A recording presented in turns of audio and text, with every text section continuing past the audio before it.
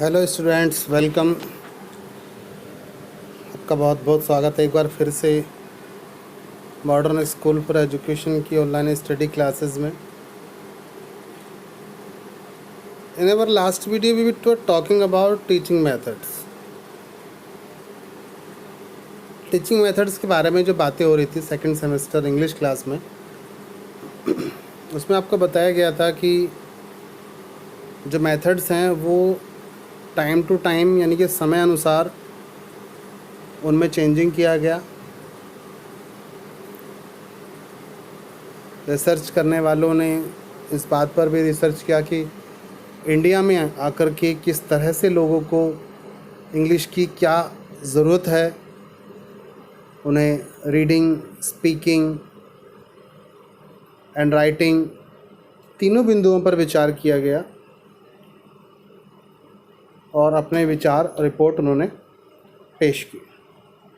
Now we are talking about language games. Language को सिखाने में गेम्स की क्या भूमिका है, गेम्स किस तरह से हेल्पफुल हो सकते हैं।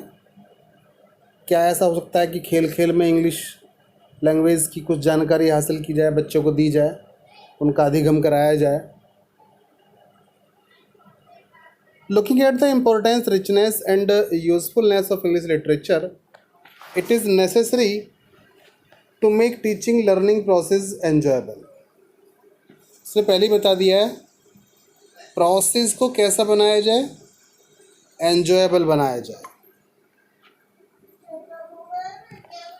क्योंकि यदि टीचिंग लर्निंग प्रोसेस एन्जॉयबल होगा, इंटरेस्टिंग होगा और इजी होगा तो बच्चा अपने आप सीखेगा, उसकी रुचि, उसका इंटरेस्ट उस लैंग्वेज में अपने आप पैदा हो जाएगा and it will grow a child as a good citizen.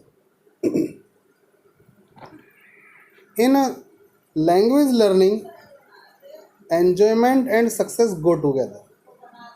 तो कहना है कि लैंग्वेज गेम्स जब चलता है तो लैंग्वेज में लर्निंग में एन्जॉयमेंट और सक्सेस दोनों साथ साथ चलने चाहिए। That is why a great emphasis is on the teacher to create a more informal atmosphere and enjoyment as a positive factor in overcoming anxiety.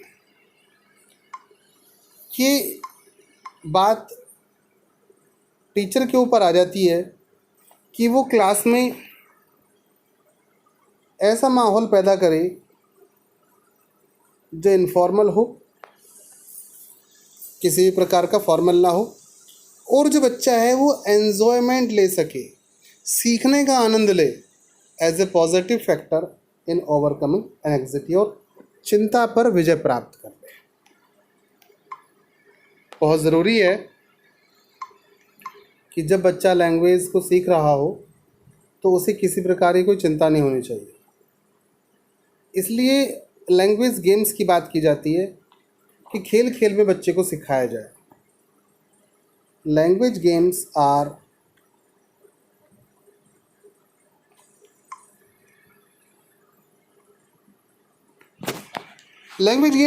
an admirable way to practice language because they place language in a social context.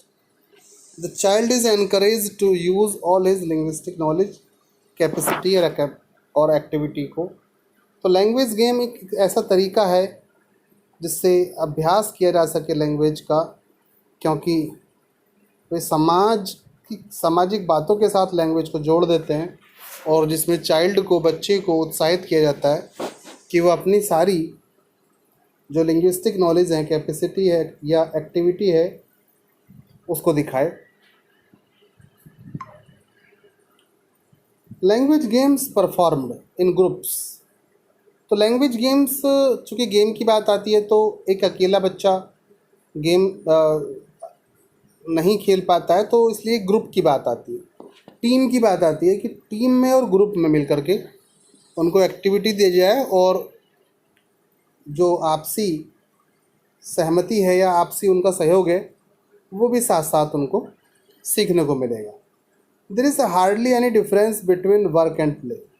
तो वहाँ पर बड़ी मुश्किल से ही होता है कि भाई वर्क और प्ले यानी खेल में और काम में अंतर करना भी मुश्किल हो जाता है।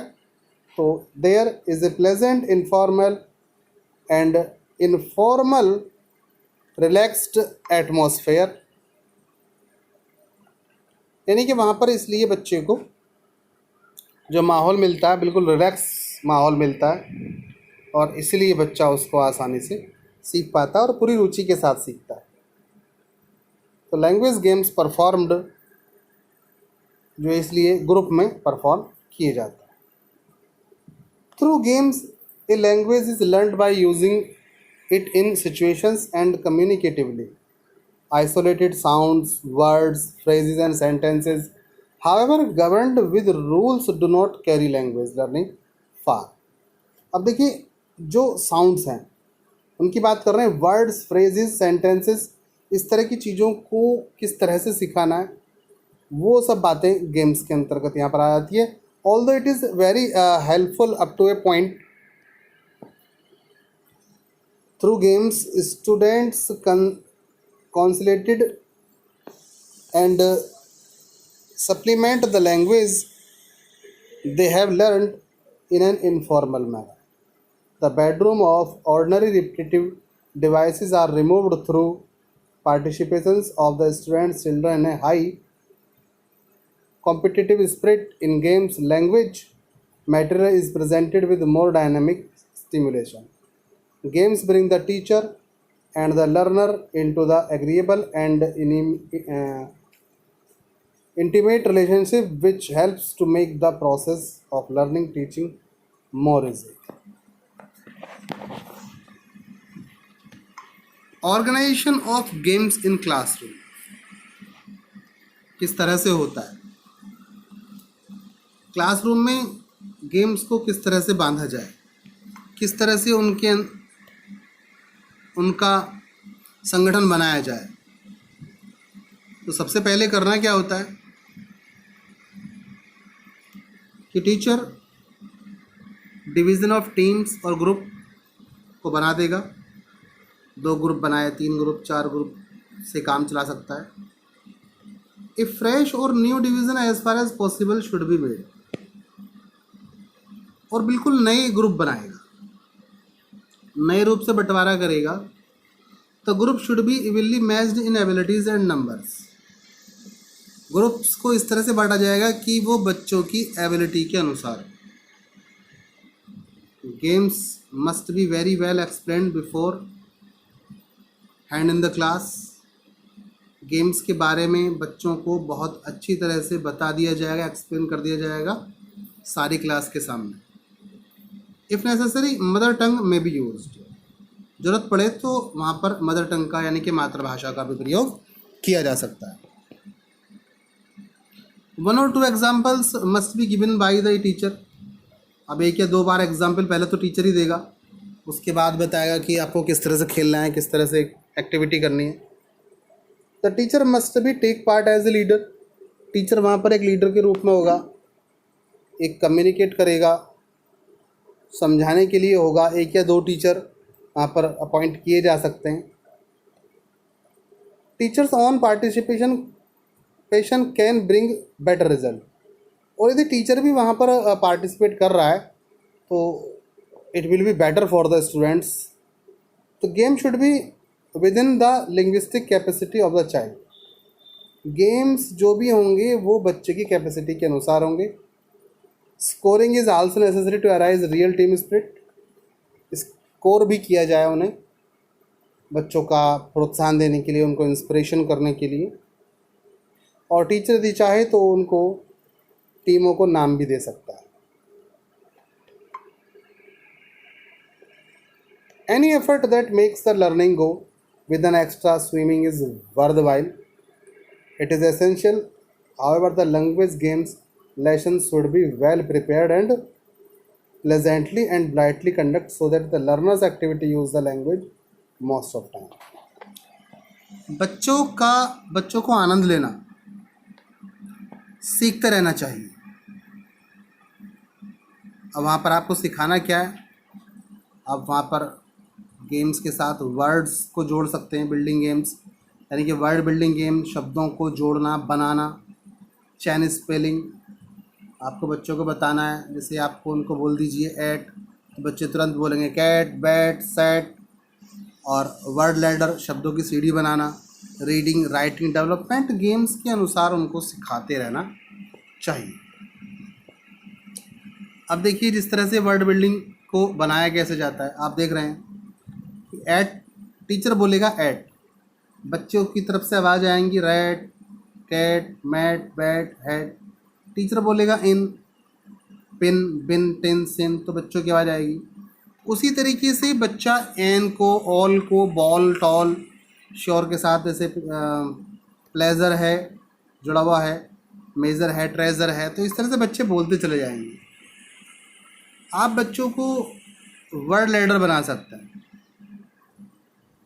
किस तरह से बनाएंगे, आप बच्चों से बोला गया स्मॉल, वर्ब होगी उसकी jump, long, push, gentle, hop, eagerness, plug, short, kick.